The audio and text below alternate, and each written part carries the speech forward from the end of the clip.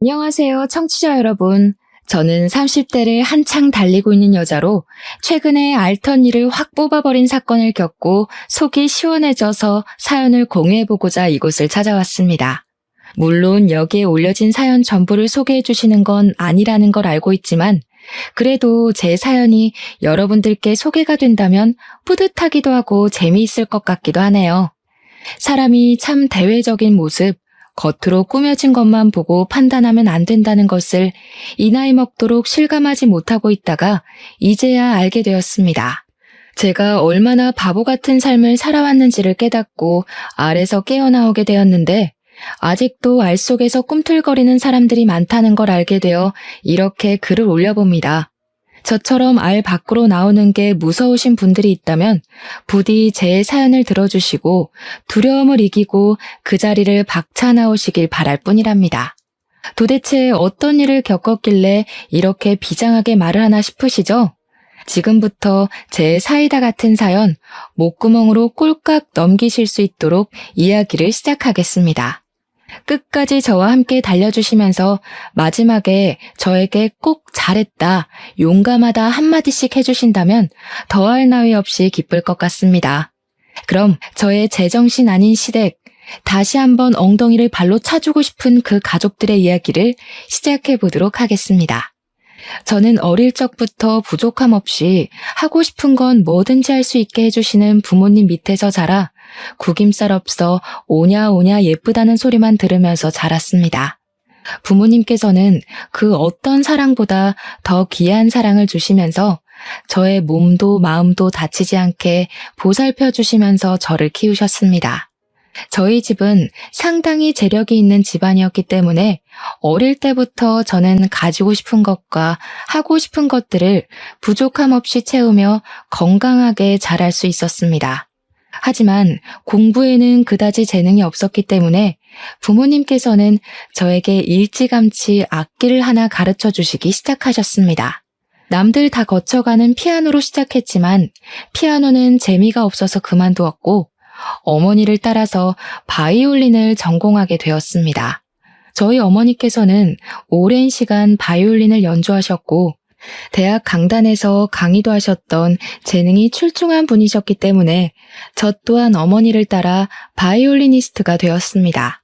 하지만 어머니처럼 거창하리만큼 실력이 대단하여 알아주는 전공자는 아니었고 그럭저럭 중간은 하는 연주자였는데 운이 꽤 좋았습니다. 제가 바이올린으로 엄청난 성공을 거두지 않아도 먹고 사는 데엔 문제가 없을 정도로 저희 집이 넉넉한 편이었거든요. 어머니네 집안이 대대로 부동산으로 부를 쌓아 오신 집안이었고 아버지께서는 국내 항공사의 임원직을 맡아 일을 하고 계셨기 때문이었습니다. 어머니의 집안에서는 평생 먹고 사는데 부족함이 없을 부를 쌓으셨기 때문에 저희 가족은 경제적인 여유로움에서 자유를 얻으며 살고 있었습니다. 저희 부모님의 걱정은 오로지 저 하나였는데 제가 사춘기를 지낸 이후부터 부모님께서는 세상에 월급쟁이만큼 안정적인 사람도 없다며 그런 남자를 만나라고 하셨습니다. 집으로 월급을 또박또박 가져다주는 직장에서 일을 하고 있는 사람을 만나라고요. 물론 부모님께서 말하는 직장이 평범한 기업은 아니긴 했지만요. 제가 대학을 졸업한 이후부터는 하루빨리 가정을 이뤄 평범하게 일상을 보내면서 살길 바라셨습니다. 제가 그렇게 모험적인 성격은 아님에도 불구하고 부모님 눈에는 평생 제가 어린아이로만 보이는지 든든한 남자를 만나서 부족함 없이 살길 바라셨습니다. 부모님의 등살에 저는 마치 결혼이 목표인 사람처럼 굴기 시작했고 제가 30살이 되자마자 선을 보러 다니기 시작했는데 마땅히 괜찮은 남자를 한 명도 만나지 못했습니다. 다들 하나같이 나이가 많거나 배가 나왔거나 머리숱이 많이 비었거나 나이가 비슷하면 성격에 문제가 있다거나 하는 불필요한 부분이 먼저 보이기 시작했습니다. 그러다 보니 선을 보러 다니는 것이 조금 지쳤고 제가 운명을 느낄 만한 사람은 이 세상에 존재하지 않는 건가 하는 생각까지 들게 되었습니다. 주위에서는 저에게 결혼 정보업체에 가입을 해보라고 이야기를 하기도 하고 실제로 업체 측에서 가입 권유를 받기도 했었습니다. 하지만 그렇게까지 해서 돈을 써가며 남자를 만나고 싶다는 생각은 별로 들지 않더라고요. 선자리는 다 주변 지인분들께서 해주신 자리라 부담이 없기도 했고요. 결혼정보업체는 마치 저를 포장해서 선물 가게에 진열해 놓는 듯한 느낌이 들어서 별로 내키지가 않았습니다. 어머니께서 아는 사람들을 통해 선자리를 받는 게 오히려 인증 같은 것도 좀 더 확실히 되는 느낌이고 운명의 상대를 만나진 못했지만 희망을 걸고 있었습니다. 하지만 저는 30 중반이 막 넘어설 때까지도 괜찮은 사람을 만나지 못했고 제 친구들은 먼저 시집을 가 육아를 시작하게 되었습니다. 제가 눈이 높은 것도 아닌데 괜찮은 사람을 만나지 못하니 점점 자존감이 떨어졌고 친구들도 저에게 아무나 만나라는 식으로 이야기를 하더라고요. 동화 속 주인공도 아닌데 한눈에 반할 만큼 괜찮은 왕자님을 어디서 만나겠냐며 적당히 조건 보고 결혼을 하라는 소리를 들으니까 점점 그렇게 해야 하나 하는 굴레에 갇히게 되었습니다. 그러던 어느 날 어머니 지인분이 정말 괜찮은 사람이 있다고 한 번만 만나보라고 어머니를 통해서 자리를 마련해 주셨습니다. 그 자리에서 만나게 된 사람이 바로 제 남편이었는데 처음에는 남편의 인상이 강렬하고 선이 두꺼운 마초 같은 남자 이미지라서 호감이 가긴 했습니다. 저는 비리비리한 사람보다는 체격도 좋고 얼굴선이 굵어서 진하게 생긴 사람을 좋아했는데 남편이 딱 제 이상형에 가까운 얼굴을 가지고 있었거든요. 매너도 깔끔하고 성격도 좋고 저에게 잘 맞춰주는 사람이라 괜찮다 싶어서 두어 번 더 만나게 되었는데 남편이 5번째 만남에 저에게 그러더라고요. 이렇게 의미 없게 만나봐야 서로에게 가식적인 모습만 보여주게 될 것 같으니 이런 단계를 전부 건너뛰고 결혼을 하자고 말입니다. 고백도 얼마나 마초 스타일로 하던지 저는 홀라당 반해버리고 말았습니다. 그 전에 만났던 뭔가 하나씩 부족했던 사람들과 비교했을 때 제 남편은 백마탄 왕자님이나 다름없는 사람처럼 보였습니다. 외적인 모습에서만 봐도 자기 관리가 잘 되어 있고 입고 다니는 옷도 멀끔하고 패션 센스도 있었고요. 경제적으로도 무척이나 안정되어 있는 사람이었습니다. 제 남편 직업이 변호사거든요. 제가 만났던 그저 그런 회사에 다니는 사람들과는 비교가 되지 않는 직업이었습니다. 이 남자보다 괜찮은 남자가 나타날까 고민도 되었고 제 나이가 35살을 넘어가는 시점이었기 때문에 조바심이 나기도 했고요. 무엇보다 제가 철이 좀 없는 스타일이라 탱자탱자 놀기만 했고 바이올린만 그나마 열심히 하긴 했는데 바이올린으로 성공하지도 못했거든요, 사실. 영혼을 실은 그런 실력을 가진 사람은 아니라서 유명한 연주가도 아니었고 평범한 교향악단에 소속되어 있는 사람이었어요. 남편은 저에게 저 하나 먹여 살릴 능력은 되니까 같이 살자고 이야기를 하는데 우리 집에서도 제가 빨리 결혼을 하길 바라기도 했고 친구들도 그렇고 그냥 충동적으로 결혼합시다 하면서 고개를 끄덕이게 되었습니다. 결혼을 하기로 했다고 집에 이야기를 하니까 당연히 부모님께서는 너무나도 좋아하셨죠. 거기다가 직업이 변호사라고 하니 평생 돈 걱정은 없겠다고 하셨고요. 남편이 저희 집에 찾아와서 인사를 드리는데 아버지께서도 법조계 쪽으로 아는 분들이 꽤 많으셨기 때문에 남편에게 이것저것 물어보셨습니다. 자네는 어디 로펌에서 일을 하고 있나? 상속 전문? 기업 전문? 아니면 기업에 소속된 변호사인가? 아니요. 저는 땡땡 변호사 사무실에 있습니다. 아버지는 처음 듣는 로펌 이름인지 고개를 갸우뚱하시면서 어디에 있는 로펌이냐며 대표가 누구냐 이런 질문을 하셨는데 남편이 뻔뻔하게 대답을 하더라고요. 본인 대학 선배가 대표로 있는데 같이 하자고 해서 다른데 취업하기도 어렵고 그냥 거기 들어가서 사건이 들어오면 수임료 챙기면서 일을 하고 있다고 했습니다. 저도 남편이 변호사라는 것만 알고 있었지 한 달에 얼마를 버는지 얼만큼 일이 들어오는지까지는 모르고 있었기에 조금 놀랐죠. 남편은 거기서 말을 아끼지 않고 변호사들도 좋은 로펌에 가야 돈을 많이 버는데 자기는 그런 급은 아니라면서 며칠 동안 사건이 없는 날도 있어요 하면서 웃는 게 아니겠습니까? 그 말을 듣자마자 아버지의 표정이 상당히 미묘하게 구겨지는데 사건이 없으면 수임료도 없는 거니까 한마디로 무급이라는 소리를 하고 있는 게 아니겠습니까?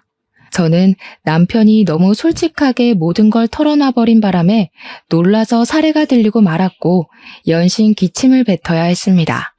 그 이후에 상견례 자리를 가지게 되었는데 그 자리에서 이런저런 이야기를 나누다가 남편의 사무실에 사건이 없다는 이야기가 다시 한번 나오게 되었습니다. 남편은 부끄러움도 없는 건지 자신이 돈을 많이 벌지 못하는 변호사임을 계속 강조했고 부담스럽게 저희 집에 잘 부탁드린다는 이야기를 하더라고요. 아무래도 아버지께서 이리저리 아는 분들도 많으시고 국내 유명 항공사의 임원으로 계시니 콩고물이 떨어지기를 바라는 것 같았습니다. 저는 그 상견례 자리에서 그런 이야기가 나오는 것에 불편함을 느끼고 남편에게 조용히 그만하라는 식으로 이야기를 했는데 그걸 시모가 본 것 같았습니다. 시모가 눈을 뾰족하게 뜨면서 그 자리에서 저에게 핀잔 섞인 말투로 이야기를 하더라고요. 변호사 되는 게 뭐 쉬운 일인 줄 아니? 사건이 없으면 세상이 평화롭고 좋다는 뜻인 거지. 앉아서 악기만 다룬 애가 이 섬세한 직업을 뭘 알겠니? 악기를 다루는 일이 얼마나 섬세한 작업인데 우리 딸에게 그런 소리를 하십니까? 시모가 저를 꾸짖듯이 이야기를 하자 어머니께서 순간 발끈하셔서 시모에게 한 소리를 하셨습니다. 웃기게도 저를 잡아먹을 듯이 이야기하던 시모는 어머니께서 개입을 하자 바로 깨갱하시면서 서둘러 다른 주제로 말을 바꾸시더라고요. 어머니께서는 은근히 불편해하시고 시모는 눈치를 보는 상황이 지속되었지만 상견례 자리인 만큼 결혼에 대한 이야기를 나눠야 했기에 아버지와 시부는 조율을 하셨습니다. 결혼식은 어디서 할지, 손님이 몇 명이나 올지, 청첩장은 얼마나 찍을지 그런 상투적인 이야기가 오가고 식사 자리가 마무리되었습니다. 끝까지 어머니께서는 불편해하셨고 시모는 우리 집이랑 사돈을 맺고 싶긴 했는지 그런 어머니의 비위를 맞추시더라고요. 집으로 돌아오는 길에 어머니께서는 악기하는 걸로 트집을 잡는 집안이랑은 사돈 맺기 싫다고 말을 하셨는데 아버지께서 그런 어머니를 진정시키셨어요. 옛날 사람들은 악기하는 걸 그렇게 볼 수 있다고 노동이 최고인 줄 아는 사람들이 있지 않냐면서 그냥 이해하자고 하셨습니다. 아무튼 구색 맞출 거 다 맞춰서 결혼을 했는데 저는 결혼을 하고 나서 저에게 그런 10월드가 열릴 것이라는 생각은 꿈에서도 해본 적이 없었습니다. 신혼여행을 다녀왔는데 남편에게 누나가 둘이 있었단 말입니다. 그러니까 저에게는 신우가 되는 사람들인데 상상보다 더 뻔뻔한 철면피들이었습니다. 저한테 절대로 자기네들은 신우집 같은 거 안 한다고 할 생각도 없다고 하더니 신혼여행 다녀오자마자 선물은 없냐고 저보다 봉투를 더 반기더라고요. 제가 혹시 몰라서 사놓은 선물을 드렸거든요. 면세점에서 사온 보디 제품이랑 립스틱을 드렸는데 엄청 실망한 얼굴로 저한테 이게 전부냐고 물어보더라고요. 그럼 뭐 제가 신우들 주려고 백이라도 사와야 했었나요? 하고 말을 하고 싶었지만 꾹 참고 그게 요즘 유행이래요 하면서 얼버무렸습니다. 신우들이 저한테 본인들 나이가 40을 넘겼는데 지금 유행 따지게 생겼냐면서 구시렁거리더라고요. 자기들 나이에는 비싼 게 최고인데 하면서 둘이 손발이 어찌나 척척 잘도 맞던지 저한테 뭐라 할 때만큼은 절친 같았습니다. 시자 노릇 같은 거 안 할 거라고 하더니 안 하기는 개뿔이죠. 그러더니 신우가 저한테 요즘 유행하는 애들이랑 거리가 먼 것 같은데 별걸 다 챙긴다고 하더라고요. 제가 왜요? 하고 물어보니까 손톱에 네일아트 같은 것도 하나도 안 한다면서 누가 요즘 그렇게 손톱을 바짝 깎냐고 하더라고요. 원래 악기하는 사람들은 손톱 기르면 안 되거든요. 그래서 악기를 해서 그렇다고 이야기를 했죠. 근데 시모가 싹 대화에 끼어들더라고요. 손톱에 그 번쩍이고 그런 거 안 발라서 얼마나 좋니? 매니큐어 같은 거 바르면 쌀알 씻다가 들어갈지도 모르고. 우리 아들이 그런 밥 먹으면 안 되지. 그 말 듣자마자 손톱에 매니큐어를 잔뜩 바르고 싶어지더라고요. 어쩜 말을 해도 저렇게 기분 나쁘게 말을 할 수 있는지 참. 아무튼 쎄한 기분을 안고 신혼생활을 시작했는데 남편이 변호사 사무실에 출근을 했다가 안 했다가 들쑥날쑥 일을 하더라고요.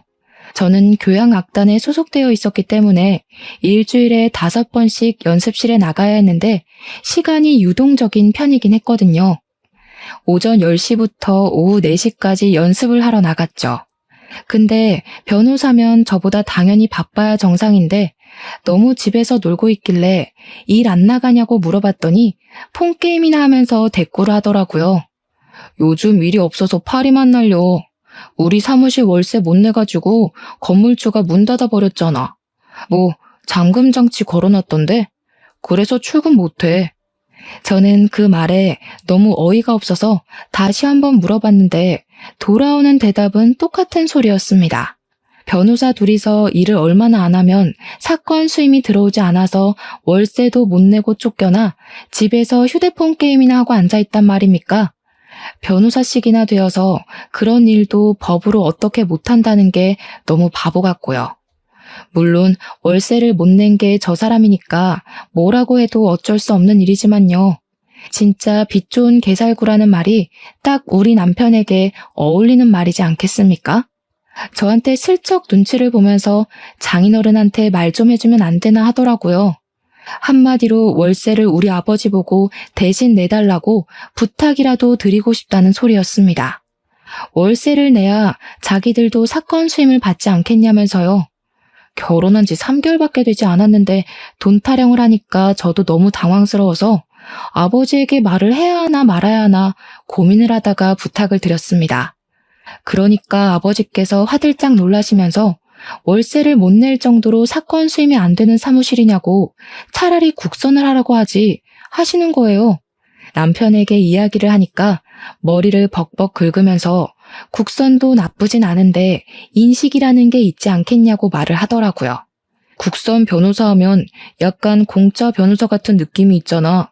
나중에 수임료도 후려치기 당한다고 뜬 소문도 많고. 당장 월세도 못 내는 주제에 이거저거 따지는 꼴이 한심해 죽겠더라고요. 아무튼 아버지께서 도와주신 덕분에 다시 사무실 운영을 시작했습니다. 그러고 나서 어버이날이 되어서 시댁에서 밥이나 먹자고 하시길래 남편이랑 같이 시부를 모시고 식당을 갔는데 시모의 표정이 엄청 언짢아 보이는 겁니다. 왜 그런가 저도 눈치만 살살 보고 있었는데 제가 선뜻 시모에게 말을 걸지 않자 시모가 먼저 이야기를 하더라고요. 며느리식이나 되어서 일찍 와서 식사를 차려줄 생각은 안 하고 밖에서 사 먹을 생각밖에 안 하니? 우리 아들이 벌어온 돈을 그렇게 물쓰듯이 쓰는 거야? 아니, 제가 무슨 남편 월급으로 사치를 하고 있으면 할 말이 당연히 없겠지만 저희 집에서 남편 사무실 밀린 월세까지 갚아준 마당에 그게 무슨 소리랍니까? 제가 어이가 없어서 입을 떡 벌렸죠. 거기다가 이 비싼 곳에서 밥을 먹게 된 이유가 시부가 밖에서 비싼 밥 먹고 싶다고 노래를 부르셔서 예약까지 해서 온 것이었습니다. 제가 원해서 온 것도 일방적으로 정한 것도 아닌데 시모가 다 제가 게을러서 밥 차리기 싫어서 여기 온 거라고 치부해버리니까 서운하더라고요. 저도 입이 뚫려 있는데 삼키는 건 아니다 싶어서 시부가 여기 오고 싶다고 노래를 불러서 온 거라고 톡 쏘아붙였죠. 그러니 시모가 저한테 자기는 며느리가 차려준 밥이 먹고 싶다고 하시는 겁니다. 그때 우연치 않게 시간이 맞아 늘러붙은 신우가 그러더라고요. 엄마, 무슨 말을 그렇게 해? 올케가 형석이네 사무실 월세도 냈다고 하던데. 엄마가 이러면 형석이한테 좋을 거 하나도 없어. 웬일로 첫째 신우가 제 편을 들어주면서 이야기를 하는데 괜히 고맙고 그렇더라고요. 하지만 이 모든 것이 사건의 빌드업이 될 거라고는 상상도 하지 못했죠. 불편한 식사 자리가 끝나고 집에 가려는데 첫째 신우가 저를 붙잡더라고요. 올케네 아버지가 국내 항공상 임원이라고 하셨지? 내가 다른 건 아니고 이번에 우리 시댁이랑 같이 해외여행을 가거든. 좌석 업그레이드 좀 해주라고. 그게 가족 한정이라서요. 아마 안 될걸요? 어머, 임원 백이라는 게 있잖아. 그리고 나랑도 올케랑 가족으로 묶인 사이 아니야? 부탁 좀 할게. 전부 다 꿍꿍이가 있어서 제 편을 들어주는 척했던 것이었습니다. 저는 이건 아니다 싶어서 안 될 것 같다고 우리 아버지께서 부탁을 한다 해도 규정이라는 게 있다고 말을 했습니다. 보통 저 정도로 말을 하면 다들 포기를 하고 알겠다고 하는데 신우는 정말 끈질기게 말을 하더라고요. 그럼 어떡해? 내가 시댁에 이미 다 자랑해놓고 비즈니스 좌석에 모시겠다고 했는데. 그럼 올케가 사비 들여서 업그레이드 해줘. 나도 체면이라는 게 있는데 이게 다 올케 탓이잖아. 아니 신우, 이런 식으로 일방적으로 통보를 하는 법이 어디 있어요. 저한테 물어보고 하신 것도 아니고. 제가 왜 사비를 써서 신우 시댁 자리를 업그레이드 해드려요? 그러니까 신우가 저한테 애원을 하기 시작하는데 이미 시댁에 자랑 다 해놨다. 시부모는 비싼 좌석 타는 줄 안다. 자기 체면 좀 살려줘라. 온갖 말을 다 하더라고요. 때를 쓰고 박박 우기기도 하고 피곤해서 뿌리치고 가려고 하는데 식당 주차장에서 실랑이를 벌이고 있으니 시모가 다가오셨습니다. 너네 왜 그러냐고 무슨 일이냐고 하는데 신우가 선수를 쳐서 지한테 유리하게 이야기를 하는 게 아니겠습니까? 마치 제가 되는 걸 안 되는 것처럼 한 것 마냥요. 사돈 어른한테 비행기 좌석 업그레이드 좀 해달라고 부탁했더니 안 된다고 제가 단칼에 잘랐다고요. 아니, 앞뒤 사정 다 빼고 그렇게 이야기를 하면 어떡합니까? 그런 걸로 유세를 떠내 만회하는데 제가 어이가 없어서 이대로 넘어가면 호구 잡히겠다는 생각이 들었죠. 한 번이 어려운 거지 이런 부탁은 한 번 들어주면 두 번, 세 번 부탁하게 되기 마련이거든요. 제가 언제 유세를 떨었어요? 신우가 먼저 통보하듯이 저한테 말한 거잖아요. 이러시면 저도 곤란하죠. 그러니까 시모가 혀를 끌끌 차면서 임원이라고 우스대더니 이런 거 하나 못 해주는 거냐고 시댁 부탁이면 자다가도 일어나서 해줘야 하는 거 아니냐고 하더라고요. 그 말에 진짜 사상이 엿보이고 저희 집을 무시하는 처사라는 게 느껴져서 저도 발끈했습니다. 무슨 시댁이 갑이고 제가 을도 아닌데 제가 왜 그래야 해요? 부부는 평등한 관계예요, 어머님. 그러니까 시모가 제 등짝을 찰싹 소리가 나게 치더니 남자랑 여자랑 어떻게 같을 수가 있냐고 하는 게 아니겠습니까? 억울하면 남자로 태어나래요. 그걸 옆에서 지켜보는 남편은 꿀먹은 벙어리가 되어서 딴청이나 부리고 휴대폰이나 보고 있고요. 배신감까지 느껴지더라고요. 바짝 고개 숙이고 부탁을 해도 모자랄 판에 당당하게 나오니까 진짜 해주기 싫더라고요. 저는 이런 부탁 못 들어드립니다. 저희 아버지는 공정하게 회사 일을 하시는 분이에요. 회사에도 규율이라는 게 있습니다. 그럼 어떡해? 나 이미 시댁에 설레발이란 설레발은 다 쳐놨는데 돈도 없단 말이야. 제가 발을 동동 구르는 신우를 보고 남편 옆구리를 쿡 찌르니까 그제야 신우한테 미리미리 말을 해줬어야지 장인한테 부탁하기 어렵다고 하며 한마디 거들더라고요. 그러자 시모가 눈을 세모나게 뜨면서 장인어른이 그깟 월세 한번 내줬다고 눈치라도 주는 거냐면서 남편에게 다그치듯이 이야기를 하는데 가관이었습니다. 본인은 그깟 월세 한번 도와준 적 없으면서 말은 똑바로 해야지. 도와준 사람은 전데 왜 욕을 먹는 것도 제가 되어야 하는지 이해를 할 수가 없었습니다. 남편이 제 표정이 점점 굳어지니까 그런 거 아니라고 그냥 그런 부탁을 한다는 것 자체가 어려운 거라고 하더니 저한테 집에 가자고 하더라고요. 남편도 더 이상 이야기를 해봐야 좋을 게 없다고 판단을 한 건지 자리를 서둘러서 정리하려고 했습니다. 차에 타서 집으로 오는 내내 제 표정이 한껏 구겨져 있었는데 남편은 눈치까지 밥 말아먹은 건지 나 잘했지? 이러고 있더라고요. 그러면서 자기도 할 만큼 했으니까 저한테 아버지한테 부탁이라도 한번 해보라고 만약 비즈니스로 업그레이드 되면 서로 좋은 거 아니냐고 하더라고요.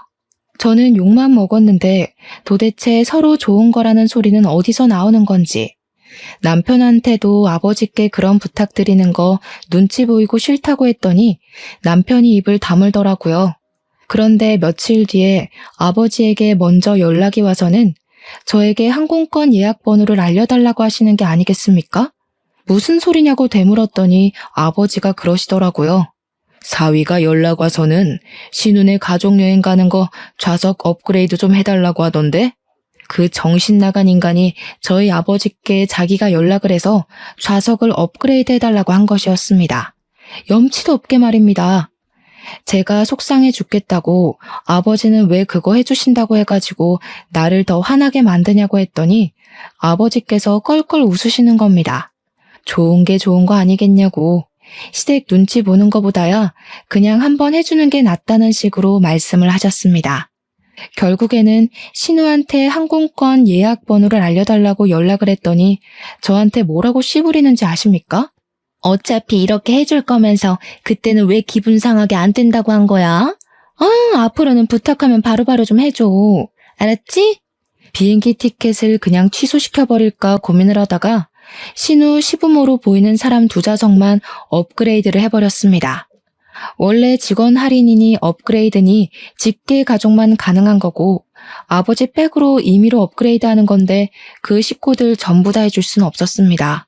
그러니까 여행에 다녀와서 신우가 저한테 쪽팔려 죽는 줄 알았다고 난리 법석을 떠는 게 아니겠습니까? 자기들도 당연히 비즈니스 좌석 해줄 줄 알고 한껏 으스댔는데 시부모 자리 2개만 해줄 수 있냐고 하면서 그렇게 안 받는데 올케 뒤끝 대박이라고 하더라고요. 해준 걸 감사하게 생각할 줄도 모르고 말입니다. 좌석값만 2배 차이가 나는데요. 그러면서 면세에서 제 선물 하나를 안 사온 거 있죠? 아니, 우리 아버지께서 좌석 업그레이드를 규정까지 어겨가며 해주신 건데 빈손이 말이나 되냐고요. 적어도 우리 아버지 선물로 양주 한 병 정도는 사와야 하는 거 아니냐고 남편에게 불이 나게 따졌습니다. 그러니까 남편이 속 터지게 장인어른 부자잖아. 양주값이 한두 푼도 아닌데 부담됐나 봐 하는 거예요.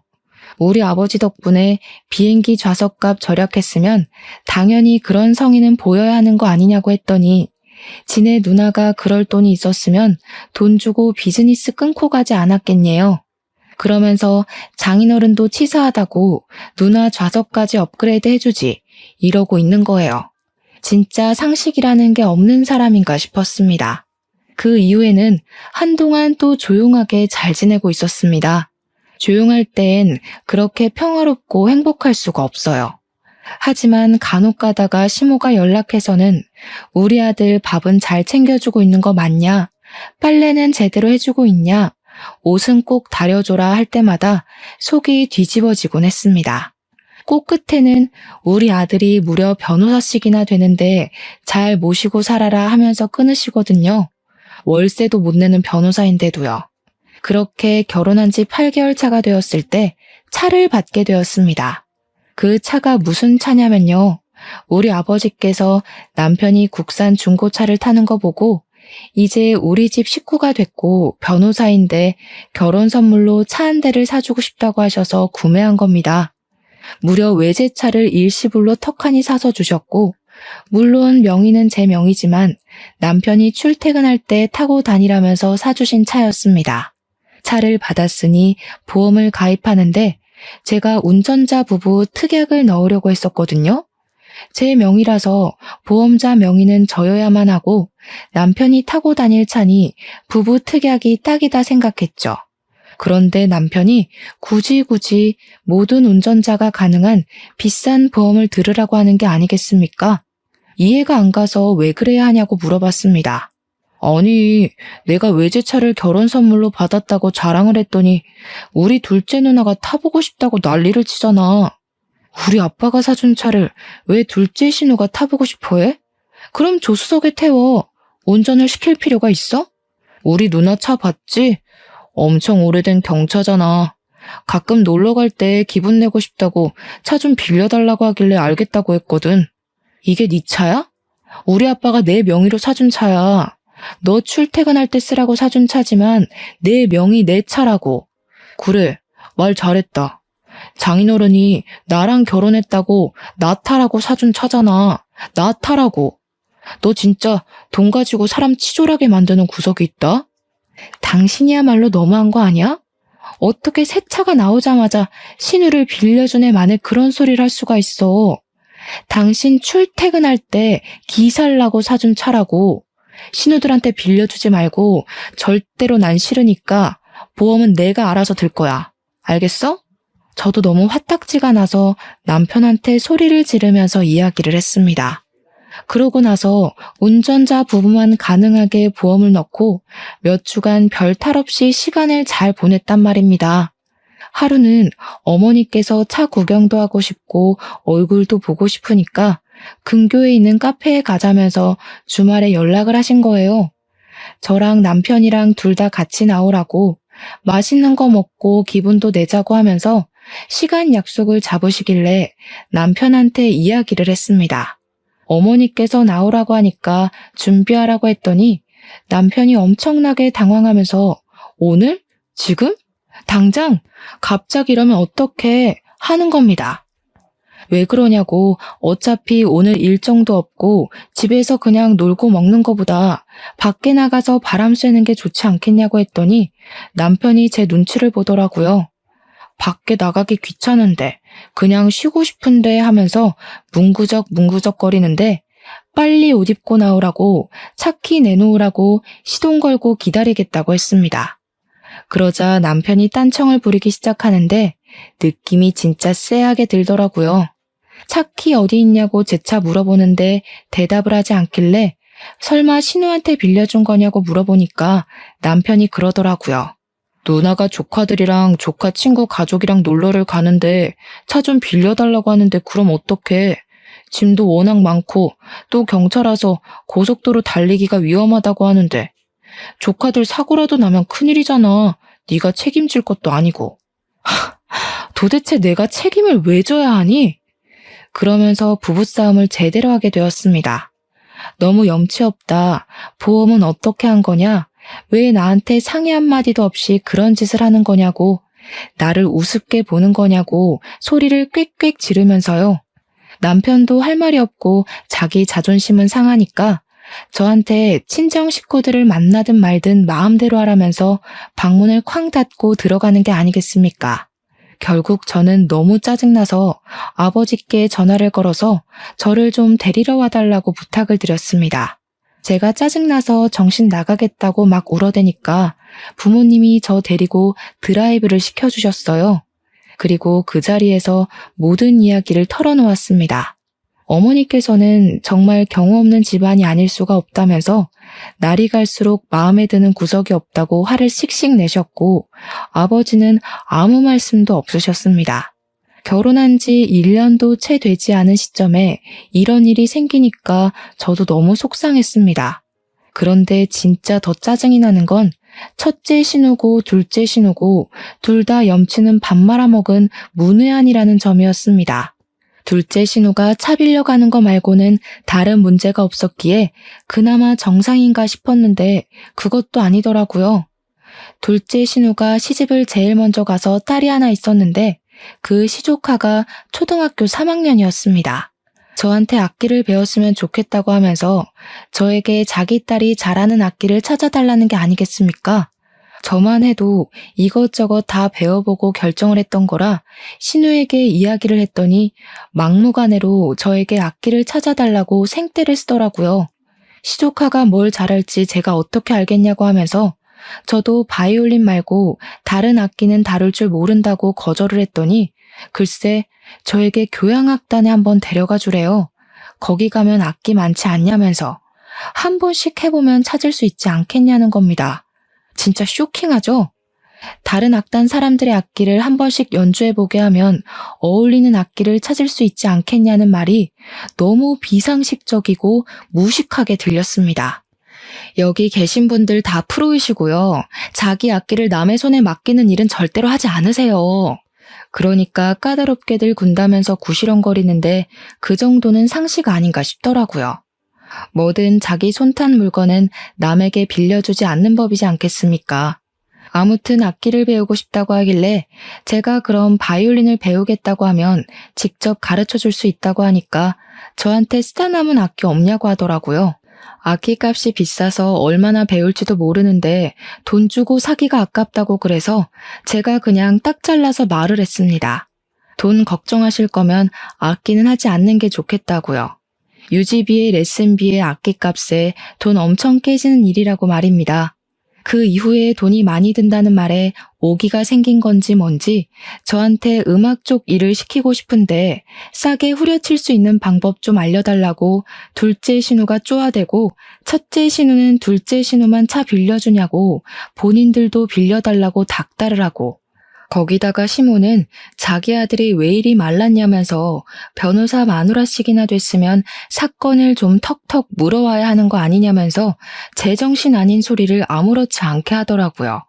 결혼한 지 1년쯤 되었을 때 저는 빠질 데도 없는 살이 5kg나 빠져 있었습니다. 보다 못한 우리 어머니께서 이혼하고 다시 집으로 돌아오라고 하셨고요. 제가 교행 악단 정기 공연을 준비하는데 계속 전화해서 방해하고 일을 시키려고 하고 마음에 안 드는 티를 팍팍 내니까 너무 지쳐버린 거죠. 남편이 중재라도 하면 다행인데 계속 우리 가족한테 그것도 못해줘? 이 말만 반복하고요. 참는 자에게 복이 있다고 정말 제대로 기가 막히게 복수를 하면서 새 인생 찾아갈 기회가 생겼습니다. 저희 결혼 1주년 기념일쯤 시부모님 결혼 40주년이랑 겹치는 바람에 온 가족이 해외여행을 가자고 말이 나온 겁니다. 당연히 저에게 온 가족 좌석을 비즈니스로 업그레이드 해오라며 항공권 구매까지도 저에게 해달라고 하더라고요. 뿐만 아니라 호텔도 예약해라, 일정도 짜놔라. 전부 다 최고급으로 해오라고 하는데 돈은 한 푼도 안 주더라고요. 제 돈으로 다 예약하라고 자기들은 몸만 가겠다는 거죠. 열받아서 부모님께 이야기하고 이혼하겠다고 하니까 어머니께서 곱게 이혼해주면 안 된다고 판을 짜기 시작하셨습니다. 비행기는 편도로만 끊어놓고 좌석도 날개 쪽 좌석으로 제일 시끄럽고 풍경도 안 보이는 곳으로 구매를 했습니다. 호텔도 엄청 고급스러운 호화호텔 옆에 딸린 허름한 2성급 비즈니스 호텔로 잡았는데 모텔보다 못한 수준이더라고요. 여행 준비는 제가 하겠다며 시댁에 떵떵 큰 소리를 쳐놓고 고급 호텔의 비즈니스 좌석을 끊어놓은 것처럼 뻥까지 쳤습니다. 그리고 여행 당일에 공항에 모여서 출국 심사를 하는데 제가 일부러 유효기간이 만료된 옛날 여권을 들고 갔습니다.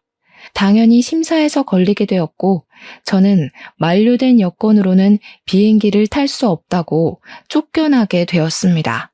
시댁 식구들이 다들 한 소리씩 하는데 웃음을 꾹 참고 집에 새 여권 있으니 다음 비행기를 타고 가겠다고 먼저 들어가 계시라고 이야기를 했습니다. 우리 면세 쇼핑하기로 했잖아. 나 카드 없는데. 카드 줘. 저는 고분고분하게 미리 전날 정지시켜 놓은 신용카드와 해외 나가서 밥 사 먹고 있으라며 선불 카드를 남편 손에 쥐어주었습니다.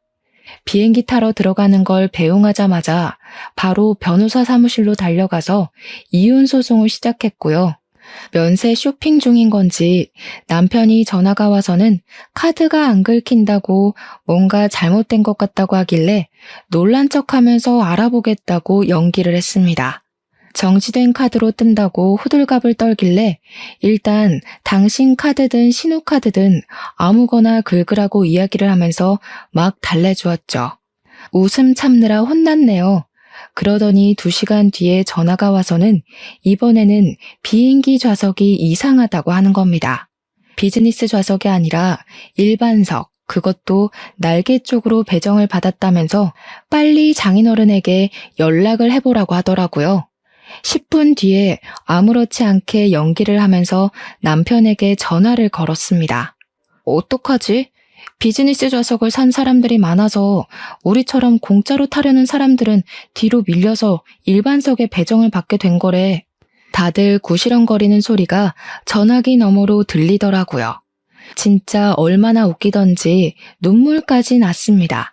저는 숙소는 땡땡 호텔로 찾아가면 된다고 마지막 피날레까지 전해준 뒤 이혼 소장을 접수하고 짐도 전부 친정으로 옮겨버렸습니다. 포장이자까지 미리 예약해서 처리하니 편하더라고요. 그리고 나니까 새벽 2시쯤 해외에 도착한 남편에게서 다시 한번 전화가 걸려왔습니다. 진짜 이거 왜 이래? 호텔에 왔더니 예약 내역이 없대. 일단 우리 밥 먹으러 왔어. 그래? 그럼 그 호텔 옆에 보면 진짜 작고 허름한 호텔이 하나 있을 거야. 거기 가봐. 예약된 거 있을걸? 뭐라고? 제정신이야? 그 옆에 다 쓰러져가는 폐가 같은 저 건물이라고? 엄마, 일단 이 카드로 밥값부터 계산해봐. 그러면서 자기들끼리 우왕좌왕하는데 시모는 이 카드 안 긁힌다는 것 같은데 얘 뭐라는 거냐 하는 소리가 막 들리더라고요. 말도 안 통하는데 되는 일이 하나도 없다면서 시부모의 남편의 신혼의 가족들까지 전부 난리가 나는 소리를 전해 들었습니다. 다들 영어 한마디를 제대로 하는 사람이 없는 건지 계속 의사소통이 안 된다고 불평을 하길래 제가 친절하게 설명을 해주기로 마음먹었죠. 빈대처럼 들러붙는 당신네 가족들 전부 쫓아내기로 했어. 집 정리도 다 했고. 이혼 소장 보냈으니까 한국 돌아오면 확인해. 여권 일부러 만료된 거 들고 갔는데 눈치 못 채더라? 표지색이 다른데. 그리고 비행기? 내가 정신 나갔다고 10명짜리를 전부 비즈니스로 끊니? 너네 가족 염치 없다. 호텔도 나보고 방 4개를 잡으라고? 허름한 모텔로 1박만 예약 잡았으니까 내일부터는 호텔도 알아보도록 해. 아, 맞다.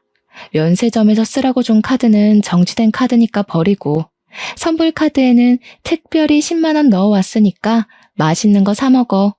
돌아오는 비행기 티켓도 알아서 끊어서 와. 그랬더니 야 난리가 났더라고요. 바로 전화 끊어버리고 무음으로 돌려뒀습니다. 제가 전화를 받지 않으니 문자로 욕을 보냈다가 돈 좀 빌려달랬다가 미안하다고 했다가 또 욕을 하다가 무슨 모노드라마 보는 줄 알았습니다. 그 사달이 난 지 딱 3일이 지나서 친정집으로 시부모와 남편이 찾아왔더라고요. 우리 부모님께서 태연하게 무슨 일이냐 하니 시모가 씩씩거리면서 저 못 배워 처먹은 이러는데 우리 어머니께서 남편의 뺨을 제대로 치셨습니다. 뭐? 못 배워 처먹어? 누가? 내 딸이? 어디 빈대 같은 거지 새끼들이랑 사돈을 맺어가지고 여기 와서 난리 그만 피우고 이혼 소송 준비나 잘하셔. 위자료며 뭐며 우리 변호사가 최고액으로 때릴 테니까. 이번 여행에서 돈 좀 썼을 텐데 준비 잘하라고. 그러고는 소금 어딨냐 하길래 제가 굵은 소금 한 포대기를 드리니 그걸 전부 시부모와 남편에게 쏟아 부으시더라고요. 시모가 악소리 한 번 못 내고 쫓겨나고 나서는 문 앞에서 고래고래 소리를 지르면서 문 열어 죽여버릴 거야 하면서 한 30분을 안 가고 버티더라고요. 결국 옆집에서 시끄럽다고 경찰에 신고를 했고 출동한 경찰이 시부모와 남편을 잡아갔습니다. 그 이후에 남편은 이건 아니다 싶었는지 찾아와서 빌고 연습실까지 쫓아오고 했는데 그때마다 경찰을 부르고 스토커로 신고를 넣었습니다. 그게 누적이 되니까 이혼 소송에서도 유리하게 작용을 하더라고요. 저는 소송을 시작한 지 4개월 만에 이혼을 했고 위자료도 1,500만 원을 받게 되었습니다. 제가 시댁에 쏟아부은 돈에 비하면 얼마 안 되는 돈처럼 보이긴 하지만 그래도 해치워서 속이 얼마나 시원한지 모릅니다. 이혼한 지 지금은 8개월 정도 지났는데 전 남편은 그때 해외에 나가느라 쓴 카드값을 갚아내느라 난리도 아니라고 하더라고요. 사건이 잘 잡히지 않은 탓에 국선 변호사 자리에 들어가고 싶다고 난리를 친다던데 신호들이고 시댁이고 서로 나몰라라 하고 덤터기를 다 전 남편에게 씌웠대요. 그리고 저한테 돈 좀 빌려줄 수 있냐고 연락이 왔는데 말이죠. 제가 정신 나간 것도 아니고 빌려주겠나요? 바로 차단부터 넣었습니다. 전전긍긍하는 모습을 보니 웃겨 죽겠더라고요. 이래서 수준 차이가 나는 사람을 만나면 안 된다는 걸 깨닫게 되었습니다. 겉모습에 현혹되지 않고 속 알맹이는 보는 사람이 되려고 노력 중인 지금 좋은 사람이 다시 한번 나타나길 바라며 글을 마무리하겠습니다. 길었던 제 사연 들어주신 여러분 정말로 감사합니다.